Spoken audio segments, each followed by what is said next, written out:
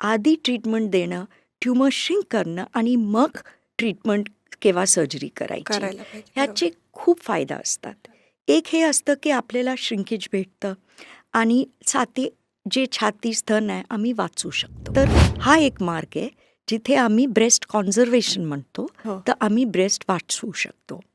दुसरा फायदा हे आहे की आपल्याला ड्रगचं रिस्पॉन्स कळतं हां. की बाबा हा ड्रगला खूप म्हणजे सेन्सिटिव्ह आहे ते हां, ट्युमर हां. आणि खूप चांगलं श्रिंकेज देतोय. हां.